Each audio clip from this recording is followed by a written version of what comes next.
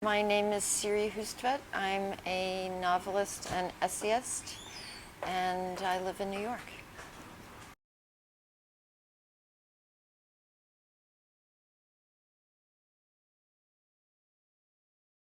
Actually, it turns out that it's quite difficult to trace the origins of a book.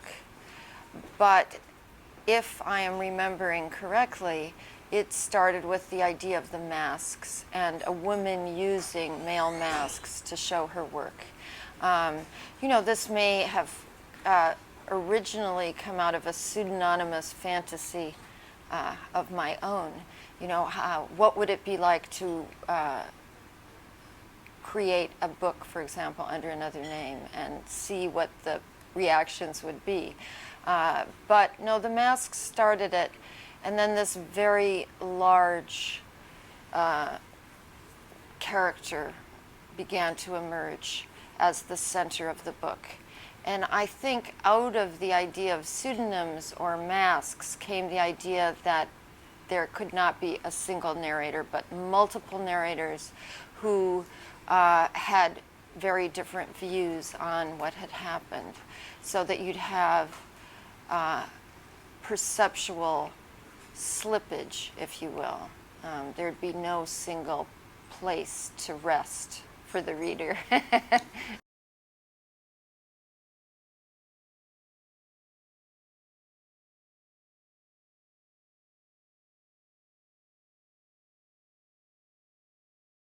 Well, I think there are multiple inspirations. So it turns out I actually was at that Nat Tate party in New York, although I confess that my memory of it is very dim. However, I did know one of the people involved, Karen Wright, the publisher of Modern Painters. She was intimately involved in this hoax. So I'm sure that it was a partial inspiration. But then again, so was the reading of Kierkegaard, so were a number of other hoaxes. So was, I think, Louise Bourgeois, the great artist who didn't get famous until she was 70 and had a lot of rage and anger about her fate until she became a star. So I think there were many, many influences in the book.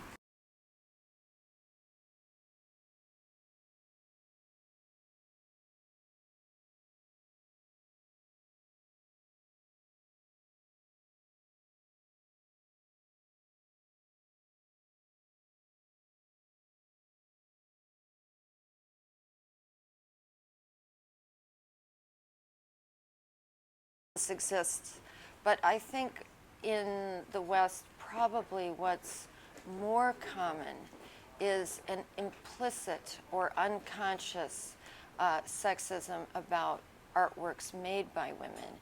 So this highly ironic and vulgar comment that begins the book is an articulation of Harry's position, but it's also extremely ironic, and the word crowd there refers directly to Kierkegaard's use of the word crowd in his writing, and hence, the instability in the very first line between what is serious and what is ironic. So it's meant to begin the book with something that's already immensely complicated. Yeah.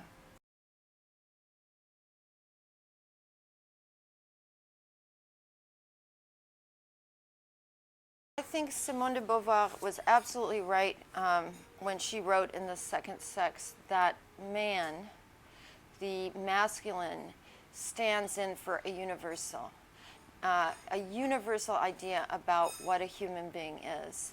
And therefore, it's not only about women who are, the woman visual artist, the woman writer are not universal. But that's also true for, as we say in the United States, any person of color,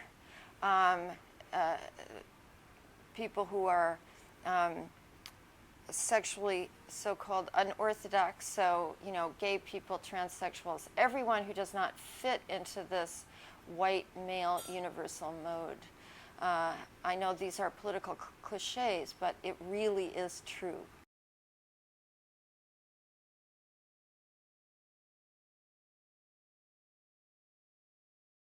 Yes, so the first mask is a young artist just out of art school. He's naive, and it's complicated, of course, because a human being is not an object. And nevertheless, my central character, Harriet Burden, does use this young man as a kind of disguise, simply put. And this turns out to be not very good for him. And not altogether good for Harriet Burden either. And so the fairy tale, if you will, the three masks, it progresses. The second mask is a man with a white father and a black mother who is gay. And when the work that Harriet makes for him, they're actually more collaborative than any of the other stories in the book. They're genuinely collaborative in some sense.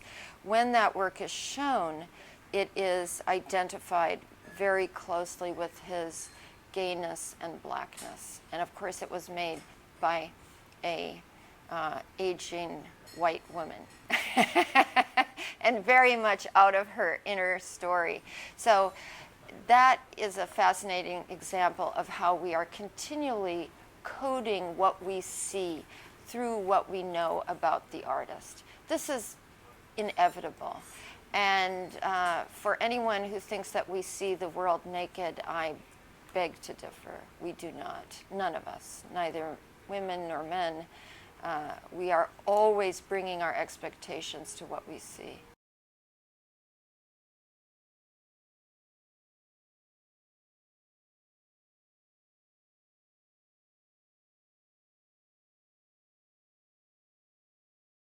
Well, I think, of course, it turns out that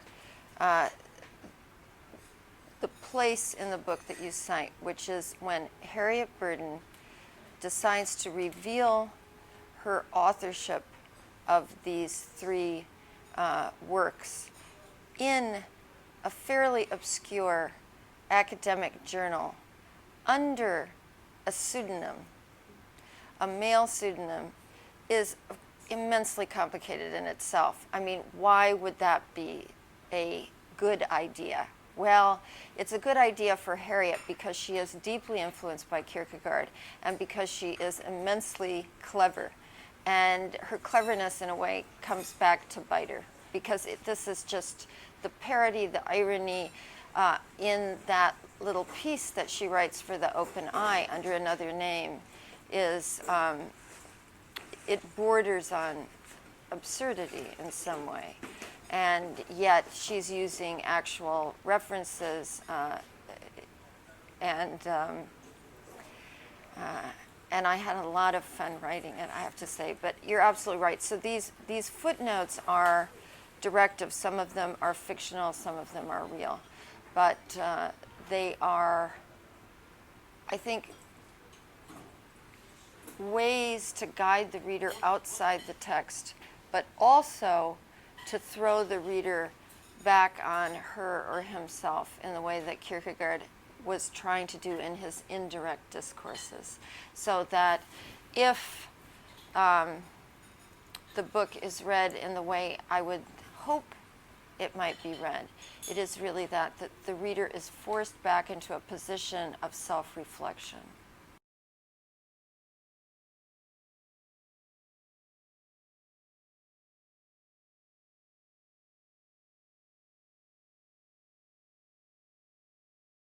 Actually, just as I.V. Hess comments inside the introduction that while she or he was working on the material, the Harriet Burden material, she or he had a working title, Monsters at Home, and that was my working title for a while. And because there's a deep monster theme that runs through the book, there is a psychological story that originates in Harry's home with her parents. But when I was really finished with the book, I realized that this was the wrong title. And that by the end, when I had written the end, the idea of the blazing world that was the title of Margaret Cavendish's utopian fantasy, written in the 17th century, and then given to Harriet's final artwork, I thought that's what the book is. It's really, yes, there are monsters, but what it's about is the creative and intellectual output of this big person. And so I wanted The Blazing World to be the title.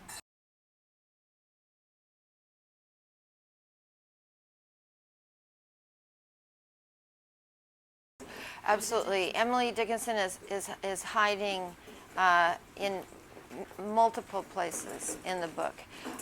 She made very beautiful little packages of her poems.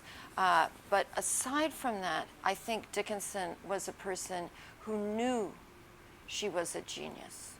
And this comes across very clearly in her correspondence with Higginson, who was a literary man of the day, and she wanted very much to be published. She wanted to be seen. But he did not understand what the work actually was. He was impressed, but he was also condescending in his response to her. In one of the letters, I love it because she wrote back, he had criticized the meter of the poems, and she wrote back and she said, "You think my gait spasmodic, sir." And then she said, "I have no tribunal." Only Emily Dickinson could write these kinds of sentences. But she was saying, of course, that her gait, that the gait of the poems that he criticized was a gait that she, of course, kept. And also, because she was a woman, because she was obscure, she had no tribunal, no judges to support her claim, but that she absolutely believed in herself, no question. Margaret Cavendish, the same way. By the end of her life, she's publishing and she's writing for posterity. She's writing for the people who will read her long after she's dead. And in fact, she was proved right, as was Emily Dickinson. Yes, the names are important, and I think the deeper underlying meaning, of course, is that human identity also depends on recognition. I don't mean actually recognition that brings you fame or celebrity, which is also part of the book, but a profoundly human need to be seen by the other, and then to be able to see oneself through the eyes of the other. And Harry has missed this sense of profound recognition. The way she sees herself is often not echoed by the way the world sees her. I mean, no one can really get this. You know, the initials IV are the initials of my first heroine in The Blindfold. And Hess is, you know, all the letters of, I have all those letters in my last name, but also a Hess image is the third after image. After you shine a light in somebody's eyes, there's, you know, the little blobs that appear. And Hess was an ophthalmologist at some point, and the third after image was named after this German ophthalmologist. So again, it's a reference to seeing. And after images were evocative for me of, in a way, the way the book is meant to work.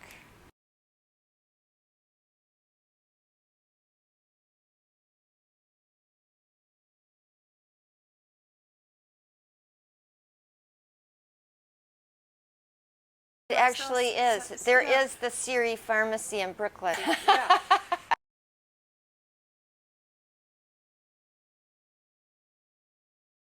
Yes, that, these are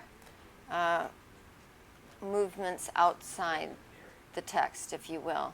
And, I find it all deeply amusing. But at the same time, it's serious in the sense that this is a strangely open text.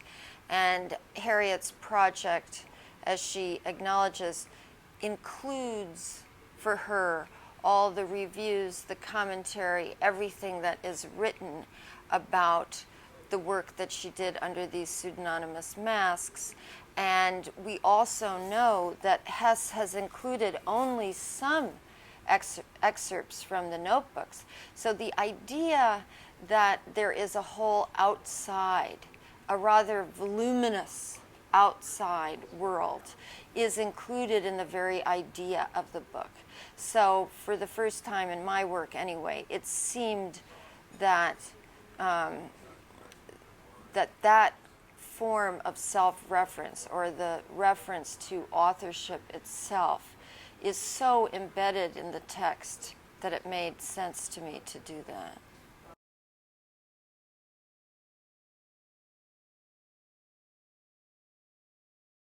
I guess that place, if you will, you could use the word radiance, but creates these pockets of continual ambiguity between the discourses. So it really is meant to be a hybrid text, to use Bakhtin's word for this. That there are a number of different discourses. There are lots of ideas that are at war inside the text itself and can't be fully resolved. I think the most profound way to misread this book is to side with a single character, for example.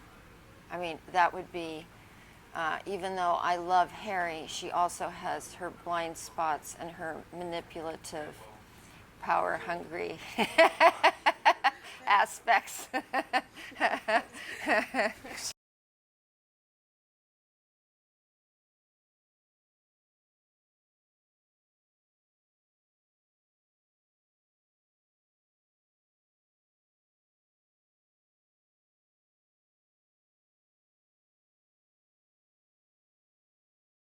Sure, and I have to say, I wrote the preface last, so the first mention, so to speak, is actually the second mention. So I returned to that line that I had already written for Richard Brickman / Harriet Burden, and it seemed to be a kind of, startling expression of an aspect of what the book is about. And to use it in the very beginning of the book, as a quotation was also amusing to me. This play gave me immense pleasure. I mean, it's hard to express how fun it was for me to play around with. Well, I think this was interesting because, of course, many writers have done this. I have never done it before. I've always had a fairly consistent narrative voice. And the movement from one person to another, particularly the characters who repeat during the course of the novel, was an extraordinary experience. And I actually felt as if I were inhabiting these various positions. And once I was inside, I began to see aspects of the story that I could not possibly have seen if I had remained in this, in a single voice. So Bruno, for example, who is Harriet's lover after her husband dies, this person I like very much, a failed poet, with a lot of humor and affection, and at the same time something of a sexist guy. And but I found him so lovely that once I was inside him, these views became far less corrosive than I would have imagined if I had been standing outside of him. The same for unpleasant characters such as Oswald Case. I was able to enter into a sarcastic position that nevertheless had some truth with a small t. So all of that was eye-opening, and there were moments when I felt that that it was my multiple personality disorder book. Yes, I had a great time doing that too. Mostly what happens then, and this is maybe why those moments in the text have a different function. I would simply see these things and then describe them. They are derived from mental images. And unlike other forms of telling in the novel, I guess what I hope to evoke is a pause, if you will, that the reader invents her or his own image and conjures up the artwork from the description on the page, and through the artworks gains some, access to, I guess, what I call the between, to Harriet Burden's psyche, but also what's outside, the other, the pseudonym, and also the cultural forms that she's drawing on to make these works of art.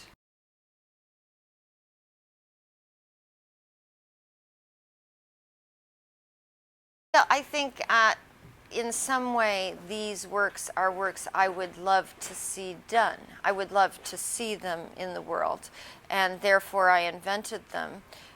There was a group of German artists who made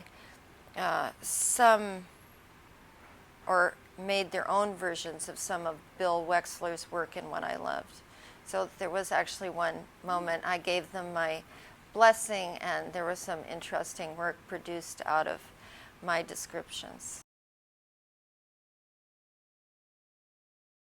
Yeah, I've been thinking more and more about this. The great virtue of the novel as a field for ideas is that, unlike an argument, which has a certain teleological form, that you are making your way towards some end. And even if you do what I often do, which is leave places open, in other words, I hope always to leave things open, nevertheless, there is a certain narrowing of your resources into some final point.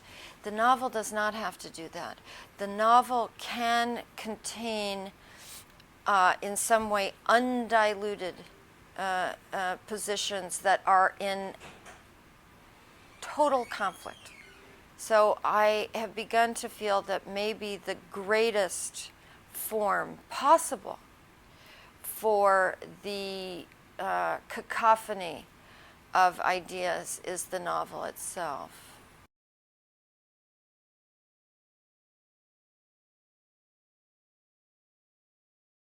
Yes, well, there are a lot of references to it, and I think that this is the most parodic artwork that is produced. I mean, the naked lady with all the references on her, and the male spectator.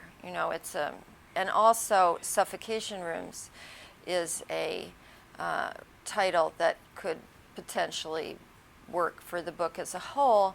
And the final piece, Beneath, which is a maze, is actually quite clearly a microcosm of the book itself.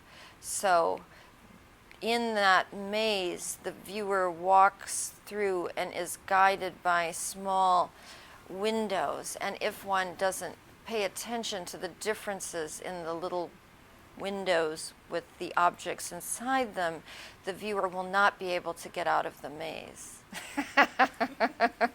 So, yeah, it is a highly overdetermined text, to use the psychoanalytic term. Absolutely, yeah. In fact, the emotional movement of the book, for me, is by far the most important.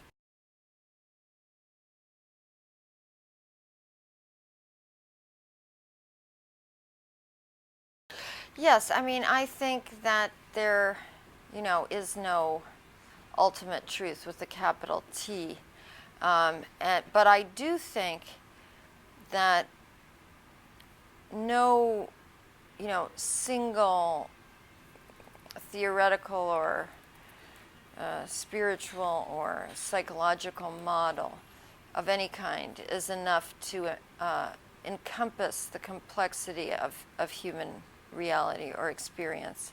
And so by occupying multiple points of view, you are able to find among those many points of view places of ambiguity that I think can be revelatory of smaller truths.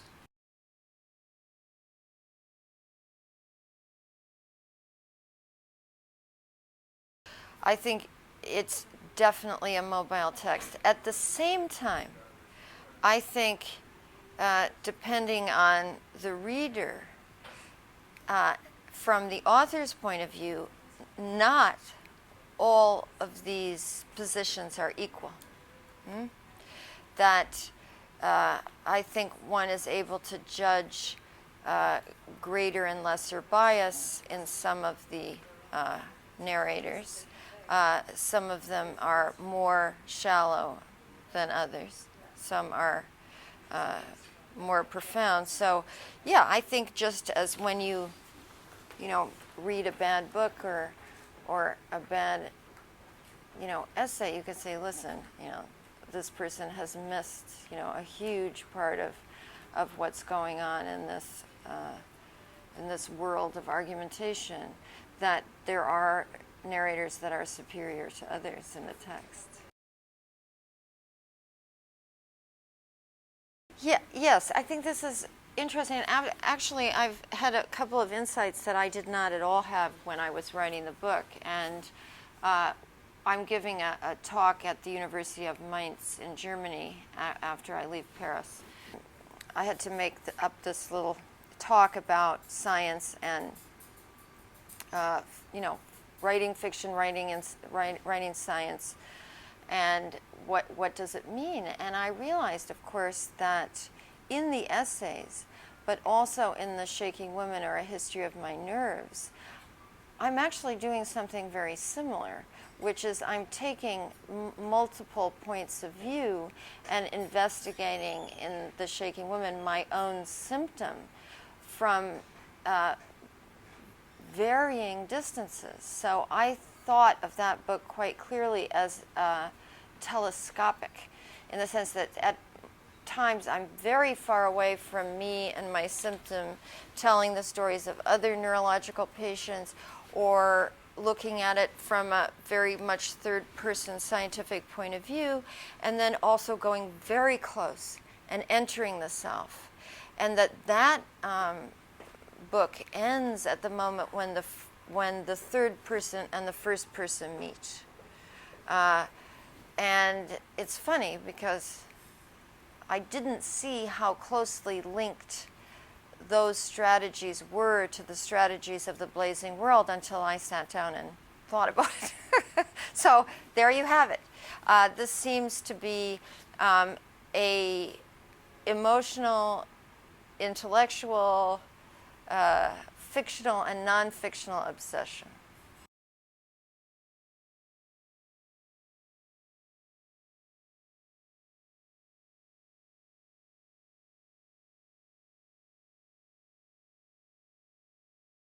Yes, and of course Kierkegaard had an extremely complex relationship with his pseudonyms. And in the point of view, of my, life as an author, Kierkegaard gets completely tangled up in his disavowal of these people as having anything to do with him. He wants to keep as much distance as possible. He says that he's kind of like a distant father or something, a legal father. And it's interesting because you feel that Kierkegaard really inhabits these multiple points of view, and he's actually very correct in saying that I do not, they are not speaking for me. And at the same time, of course, they are his creatures. And I think I feel something of the same.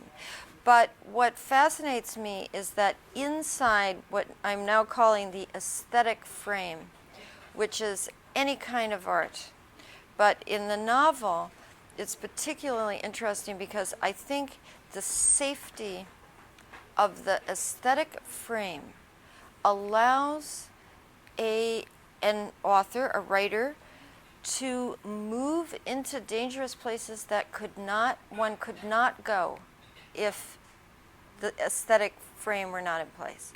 So the discovery of aspects of the self, personas of the self, inside art is surprising. And I think, Kierkegaard had some of this, oh my God, how did I invent Johannes the Seducer? Clearly someone that's coming out of Kierkegaard, and yet he wants to put as many layers of pseudonymity between him and Johannes as he possibly can. And I understand that. So yes, they are all poetized personalities, and the references to the planet Sirius, the Siri pharmacy, and to the blindfold, and the idea of a moving target, which is in the footnote, are clearly references to an understanding that this multiplicity is indeed coming out of the strange geography of an artistic self. Yes, I think that one of the reasons that, unlike with any of my other books, I have been reading the reviews of this book. Fortunately, most of them have been very positive. But it's because I think of the reviews as proliferations of the project inside the book itself, and it allows me an unusual distance from my own critics. It's very odd. But that is how I am living and experiencing the book. Yes. She's both, I think, a writer and a visual artist. That was very clear to me. A model for that, Louise Bourgeois, was a terrific writer as well as a wonderful visual artist, as we know. So there are precedents for people like Harry. Yes, she is a storyteller, and most of the work has a narrative element. And she even refers to, there's briefly a work called Heathcliff, which is a androgynous work by Harry, referencing the beautiful phrase in Emily Bronte's Wuthering Heights, he is more myself than I am.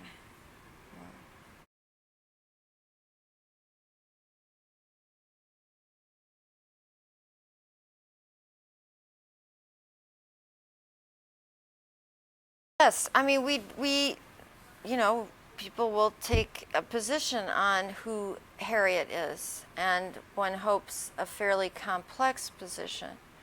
But the seduction of the novel is not exactly the seduction of plot, because the editor basically tells you everything that happens in the novel in the very first pages. And then it's the way this story unfolds from multiple points of view. And I also think the energy of Harry's rage. I mean, that potent emotion, this focused emotion, which finds its way into her prose, was, for me, a great deal of the fun. I think that's the drama of fiction. The situation, the characters are imaginary, but the feelings they evoke are real. And that is why we can turn to fictional characters, because through them we broaden our own human experience. I think reading is experience. But again, it's experience that's protected by an aesthetic frame. So what might give you pleasure in a novel might not give you pleasure in life. You know, the grief, the melancholy, a certain cathartic effect that Aristotle talks about in the Poetics just once, happens because we're safe. You know, we know that Heathcliff isn't going to jump out of the book, but we get to experience the passionate, diabolical reality of that person in the text of Wuthering Heights. So I'm more and more fascinated by how to think about the experience of fiction itself, both writing it and reading it. What happens? You know, these are very low to the ground questions, but those are the ones that are interesting to ask. Yes, well, I think this is it. I think that that question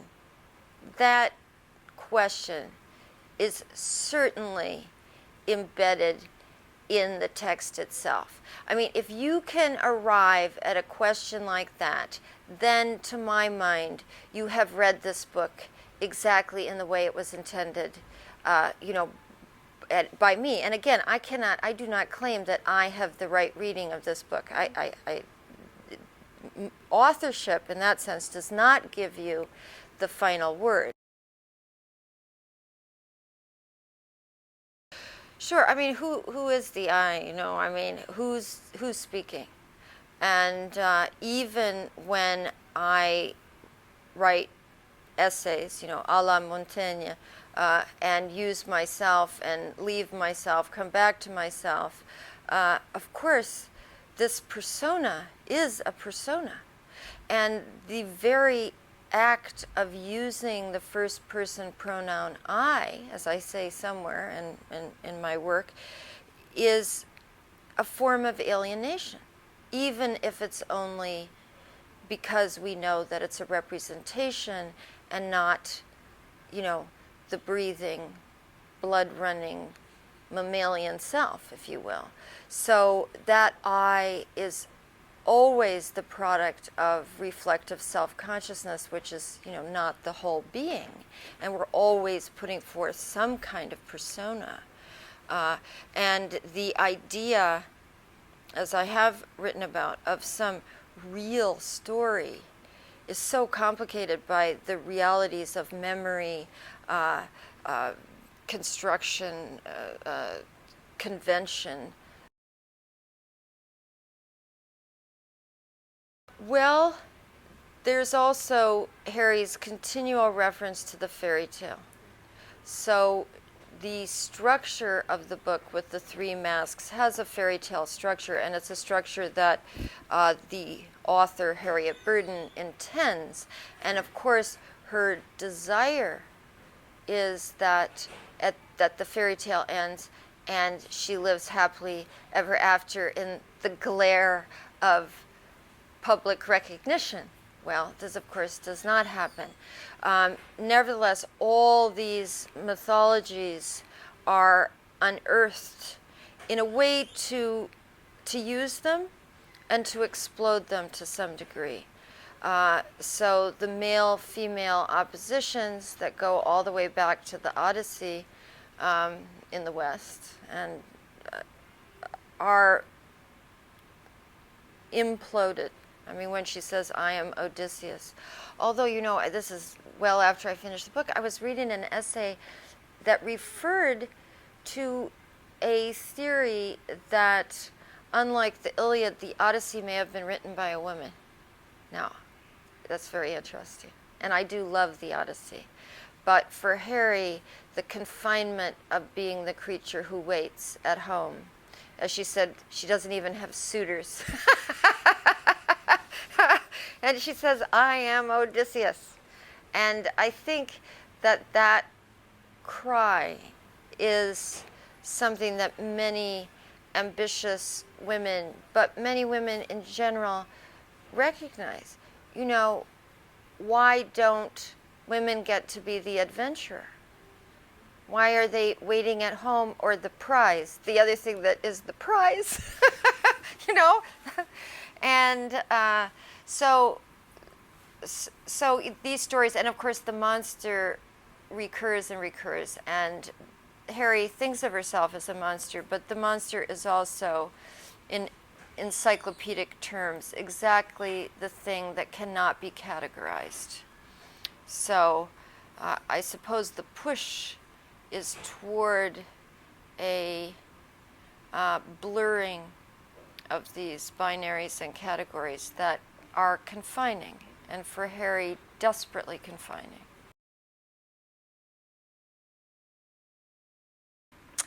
That's right. The monster in this case has a very positive resonance.